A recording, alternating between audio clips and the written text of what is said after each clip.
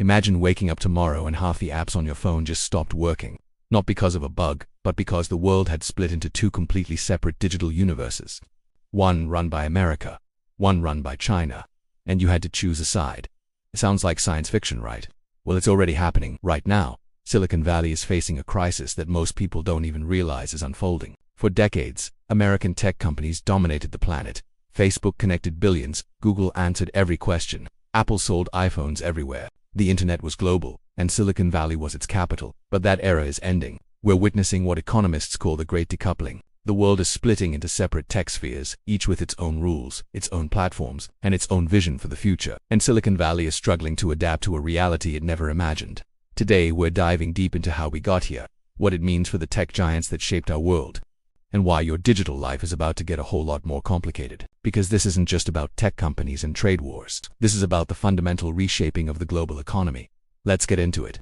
To understand where we are, we need to talk about where we came from. The 90s and 2000s were Silicon Valley's golden age. The internet was exploding, and American companies were leading the charge. Microsoft and Cisco, they built the infrastructure. Google, Amazon, Facebook, Apple, they built the user experience. And here's what made it so powerful. The entire world was using the same technology. A programmer in Bangalore used the same tools as one in San Francisco. A teenager in Jakarta used the same social media as a teenager in London. The digital economy was truly global.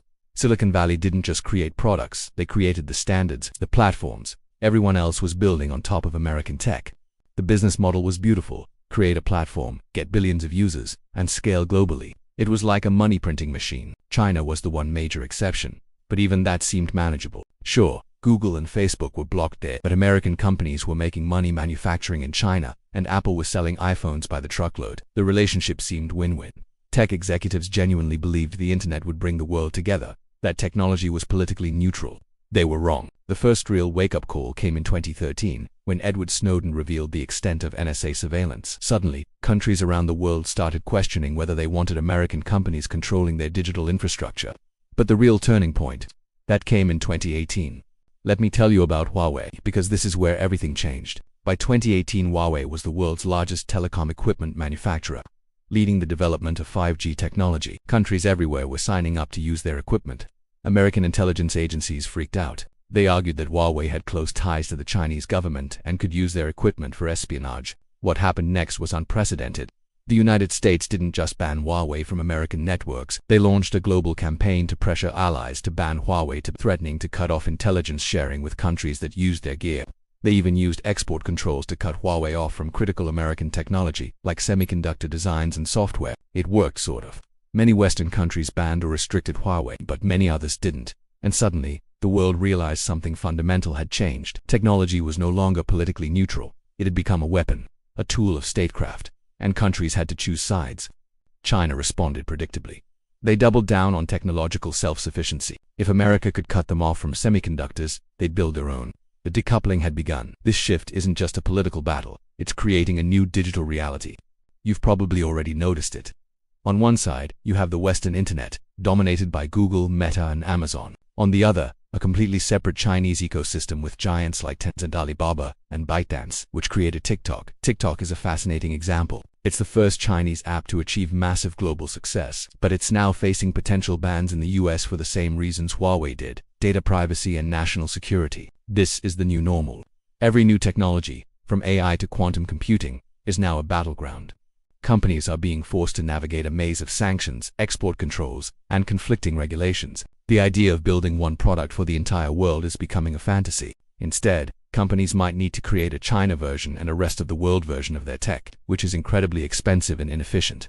For Silicon Valley, this is an existential threat.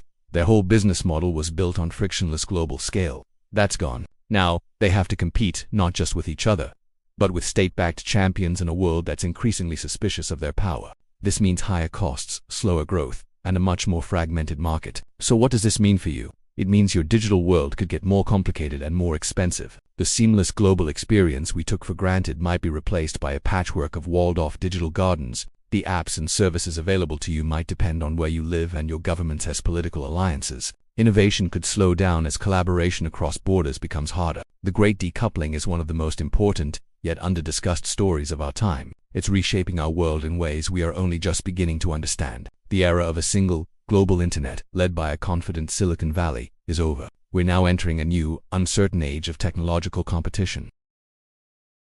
This is where it gets really interesting. Because we're not just talking about trade restrictions, we're talking about the creation of two completely separate technological ecosystems. Let me paint you a picture of what this looks like. In China, you don't use Google, you use Baidu. You don't use Facebook, you use WeChat. You don't shop on Amazon, you use Alibaba and JD.com. You don't watch YouTube, you watch Douyin, the Chinese version of TikTok. You don't use Visa or MasterCard, you use Alipay or WeChat Pay. And here's the thing, China's digital ecosystem isn't just different. In many ways, it's more advanced. WeChat isn't just a messaging app, it's a super app. You can message friends, pay for groceries, book doctor appointments, order taxis, invest in financial products, and even get government services, all in one app. Silicon Valley companies have been trying to replicate this model for years and haven't succeeded.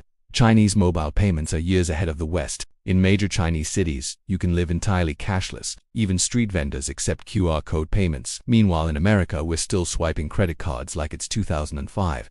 China's e-commerce infrastructure is arguably better too. You can order something on Taobao and have it delivered the same day, sometimes within hours. Amazon's getting there, but they're playing catch-up. Now, Silicon Valley executives will point out that China's system is heavily controlled by the government, that there's censorship, surveillance, and limited freedom. All true. But from a purely technological standpoint, the Chinese ecosystem is competitive, and in some areas, superior. And it's not just China developing alternatives. Russia has Yandex and India is pushing for digital independence with homegrown payment systems and platforms. The European Union is trying to create its own tech champions and reduce dependence on American and Chinese companies. We're moving from one global internet to multiple regional internets, each with its own rules and platforms. So what does this mean for Silicon Valley? In a word, chaos. Let's start with the obvious problem. For decades, Silicon Valley's growth strategy was simple. Build a product, scale globally, dominate the market. But in a decoupled world, that playbook doesn't work anymore. Apple is learning this the hard way. China represented around 20% of Apple's revenue. But as US-China tensions escalate, that market is increasingly at risk. The Chinese government has already banned iPhones from some government offices. Chinese consumers are increasingly choosing domestic brands like Huawei and Xiaomi out of national pride. Apple's response: they're diversifying manufacturing to India and Vietnam. But here's the problem. China isn't just a manufacturing hub. It's a massive consumer market. You can't just replace that. Google and Meta have a different problem. They're already locked out of China, which means they've missed out on the world's largest internet market entirely. Facebook has almost 3 billion users globally, but 0 in China. That's over 1 billion potential users they can't reach. And now, other countries are following China's playbook. India banned TikTok and dozens of Chinese apps. They're creating regulations that make it harder for foreign tech companies to operate. Russia has increasingly restricted Western social media. The European Union is hitting American tech companies with massive fines and regulations through laws like the Digital Markets Act and GDPR. The global market that Silicon Valley once took for granted is fragmenting, and it's fragmenting fast. But here's where it gets even more complicated. Here's what keeps me up at night about the tech decoupling. The middle ground is disappearing. For years, countries could play both sides. Buy American chips and Chinese telecoms equipment. Use Google services and manufacture in China. Work with both American and Chinese tech companies. That's becoming impossible. The United States is increasingly demanding that allies choose to go either with us or against us. Countries that use Chinese technology might lose access to American markets or intelligence sharing. Companies that work closely with China might face restrictions in America. China is doing the same thing. They're demanding loyalty. Foreign companies that want access to the Chinese market need to store data in China, partner with Chinese firms, and follow Chinese rules, even when those rules conflict with Western values. Companies are caught in the middle. Do you prioritize the American market or the Chinese market? Do you comply with US export controls or maintain relationships with Chinese customers? Do you follow European privacy laws or Chinese data localization requirements? There's no right answer. Whatever you choose, you lose access to somebody. And for smaller countries, the pressure is even worse. They don't have the luxury of choosing based on values. They have to make calculated decisions about economic survival and national security. India, for example, is trying to thread an impossible needle. They want American technology and investment, but they also have border disputes with China and need economic alternatives. So they're rebanning Chinese apps while buying Russian weapons, while courting American chip manufacturers, while building their own digital ecosystem. It's exhausting, and it's the new normal. So where does this all lead? What does a decoupled world actually look like? I think we're heading toward 3 distinct technological spheres. Sphere 1. the American-led democratic tech ecosystem. This includes the US, Europe, parts of Asia like Japan and South Korea, and other Western-aligned countries. They'll use American cloud services, social media platforms, and This ecosystem will prioritize privacy, individual rights, and market competition, at least in theory. Sphere 2, the Chinese-led authoritarian tech ecosystem. This includes China, much of Central Asia and parts of Africa and Latin America where China has invested heavily through its Belt and Road Initiative.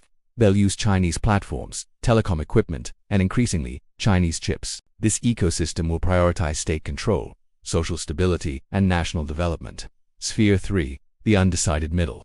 Countries like India, Indonesia, Brazil, and many others that are trying to maintain their independence. They'll develop their own platforms where possible and play the two major powers against each other to get the best deals.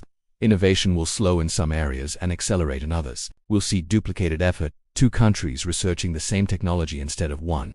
That's wasteful, but it also creates redundancy in competition. Standards will diverge. A Chinese autonomous vehicle might not be able to communicate with an American smart city. A European medical device might not be compatible with a Chinese hospital network. The internet, which was supposed to connect humanity, will become fragmented. You might need different apps, different accounts, different everything depending on where you are in the world. And Silicon Valley, they'll have to fundamentally rethink their business models. Instead of thinking globally, they'll need to think in terms of aligned markets. Instead of one platform for everyone, they might need regional versions with different features and different rules. Some companies will thrive in this environment, others will struggle. But nobody gets to go back to the old world where technology was borderless and Silicon Valley was the unchallenged king. Alright, let's bring this all together. The great tech decoupling isn't coming, it's already here. We're watching the end of the global digital economy and the emergence of multiple competing technological ecosystems. Silicon Valley built an empire based on the assumption that technology would remain global, politically neutral, and American-dominated. All three of those assumptions are now false. China has built a competitive, sophisticated technological ecosystem that rivals Silicon Valley in many ways. They've proven that you can have advanced technology without Western platforms, and they're exporting that model to countries around the world. Meanwhile, the United States and its allies are using export controls, regulations, and economic pressure to maintain technological superiority and limit China's advancement. It's working, for now, but it comes with real costs and real risks. The result is a world that's more fragmented, more nationalistic, and more complicated than the one we've gotten used to. Companies can no longer assume they can operate anywhere. Countries can no longer assume technology is neutral, and consumers might find their digital lives increasingly constrained by geopolitical boundaries they have no control over. But here's what's really fascinating. This isn't just a conflict between the United States and China. It's a fundamental question about the future of technology itself. Should technology be global or national? Should it prioritize freedom or stability? Should it be controlled by private companies or governments? Different countries are answering these questions differently, and we're going to live with the consequences for decades. Silicon Valley's golden age of unchallenged dominance is over. The question now is whether they can adapt to a multipolar world where they re-won power among several, rather than the only power that matters. My guess, some will adapt brilliantly, others will struggle, and a few will fail entirely. But the companies that succeed will be the ones that understand this new reality. Technology is political now. It always was, really. We were just pretending otherwise.